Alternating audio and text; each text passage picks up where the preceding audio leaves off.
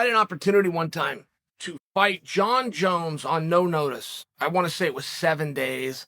7 days till the weigh-in. It's 8 days till the fight. But it was on no notice. We would have had 2 days of practice, gotten on a plane, and traveled out. Okay. So I was ranked like 8 or 9 at that time. No, that's not true. That's not true. I later was ranked 8 or 9. I was not ranked at all. It was at light heavyweight. I had never fought at light heavyweight. So I'm going to debut in a world title fight. So people wanted to see the fight. It was a big deal. Arena's going to sell out. Business is going to be great. The media's all over this. All right, go Chael and Jon. Go have your fun, have your little fight. A lot of pushback came. A lot of pushback came from the media and from the fighters going, hey, this isn't right. And Dana finally had to speak on it. And Dana said, guys, you're acting like Chael was the first person I called. He was the 8th person I called. Now, that doesn't make me feel great. However, you see Dana's point. Dana's going, I agree with you guys. I agree that we have rankings. I agree guys that have carried the water in this division should get the opportunity. I called them and I offered it to them, and they said no. They would not get on a plane the following day, fly to Vegas, and fight the greatest fighter of all time. He said yes. I should have called him first.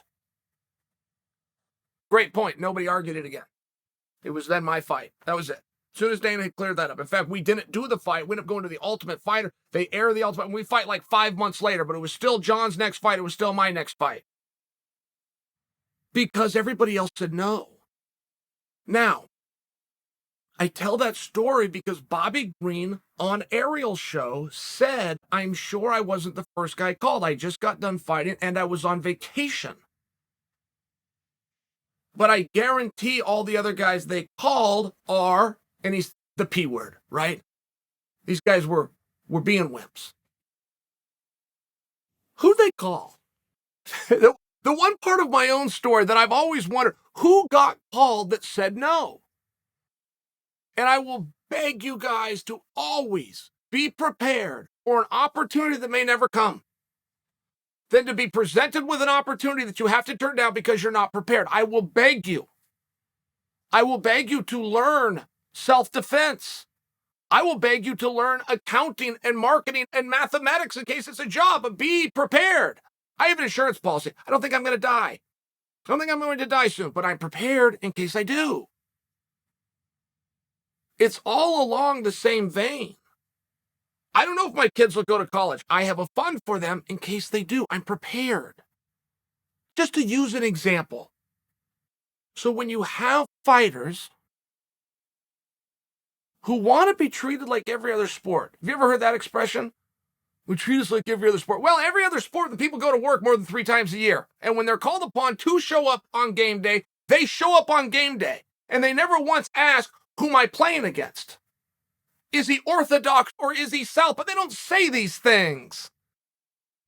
The biggest wimps in all of sport are in a cage near you.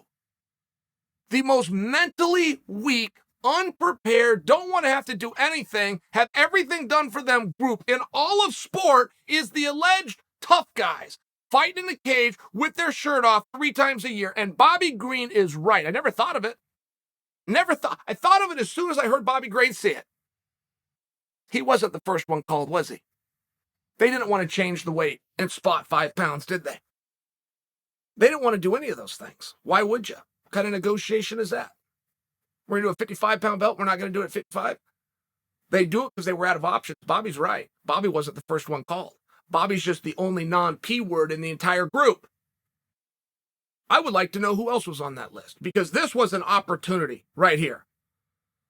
I'll tell you want to know who matches up really, really well with Islam? You want to know who'd be a big problem for Islam? Gregor Gillespie. And Gregor Gillespie has come out and he's called for opportunities. I talk about Gregor behind his back. When I do it to his face, I'm never all that pleasant. But behind his back, I say the most beautiful things.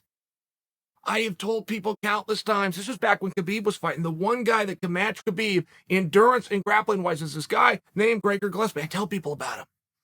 And I'm right. Gregor's a pain in the ass for anybody. But specifically, stylistically, against an opponent who does all of his work by first getting a takedown to put him in there with Gregor Gillespie, be a fascinating matchup.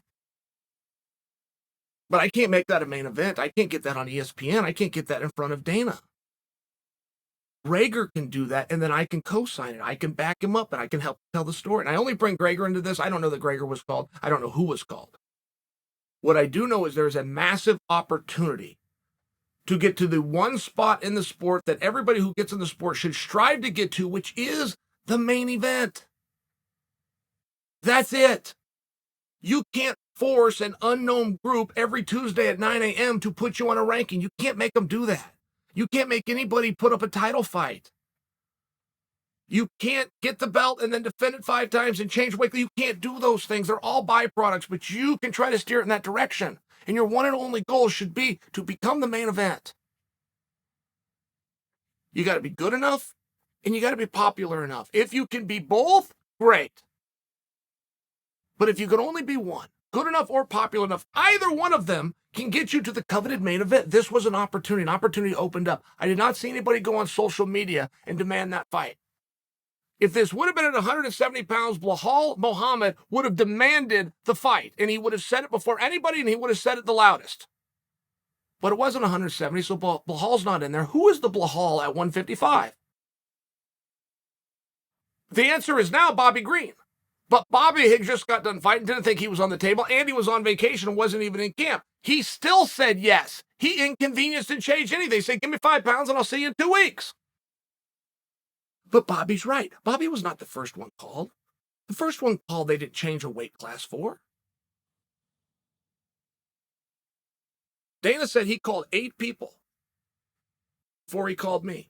Did he call 8 people before he got to Bobby, or did he call half as many? Did 4 people say no to a main event #1 contenders fight? Because I would like to know who those were.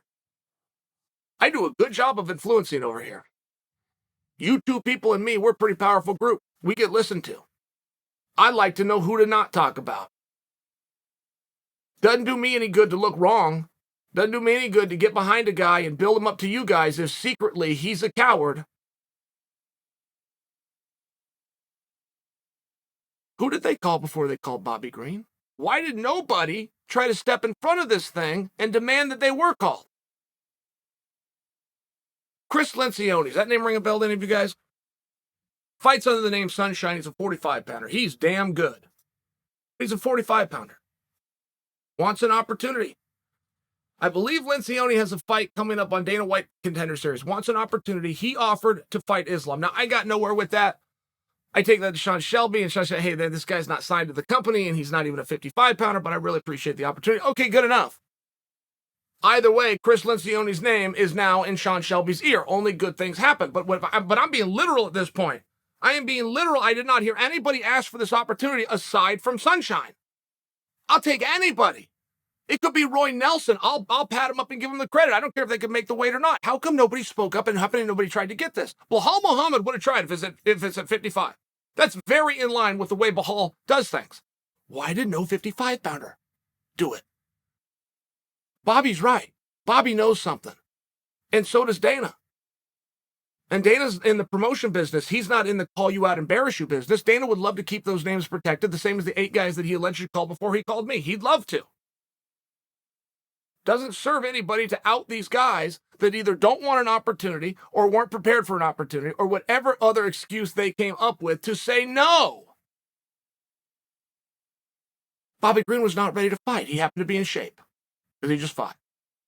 Not in a position to go make 155 pounds.